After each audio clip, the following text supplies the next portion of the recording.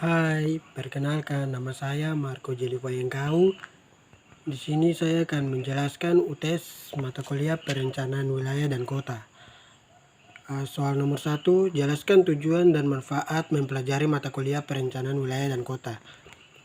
Tujuan adalah menciptakan kehidupan yang efisien dan nyaman, serta lestari pada tahap akhirnya, menghasilkan rencana yang menetapkan lokasi dan berbagai kegiatan yang direncanakan.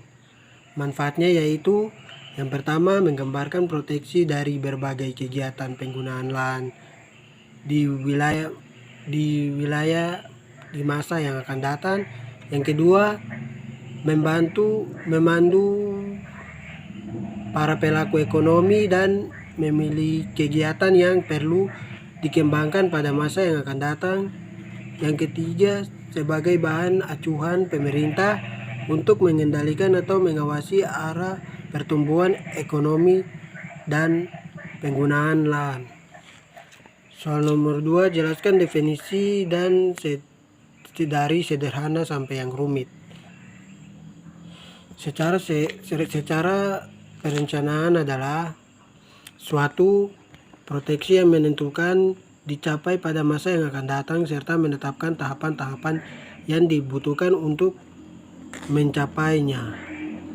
Soal nomor 3, jelaskan jenis wilayah berdasarkan pandangan Glasson dan pandangan Havania. Glasson menyatakan bahwa wilayah dapat dibedakan berdasarkan kondisinya atau berdasarkan fungsinya.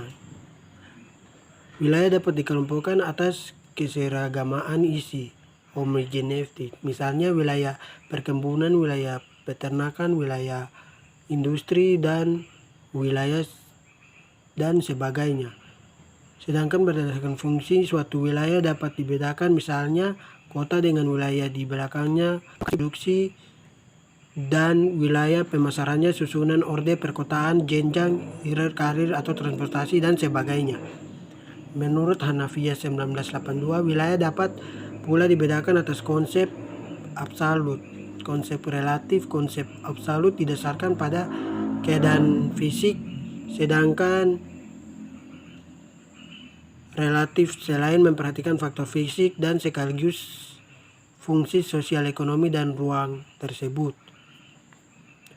Soal nomor 4, jelaskan kota dan cakupannya. Kota kecil 20.000 sampai 50.000 jiwa. Sebuah kota yang dapat dikategorikan diklarifikasikan menjadi kota kecil jika berjumlah 20.000 sampai 50 jiwa. Oleh karena itu, kita dapat mengklarifikasi kota dengan melihat informasi yang sebaliknya, informasi yang dapat berasal dari lembaga resmi pemerintah. Kota sedang diklarifikasikan berbagai berikutnya adalah sedang. Sebuah kota dapat diklarifikasikan ke dalam kota sedang apabila jumlah penduduknya sampai 50 hingga 100 jiwa.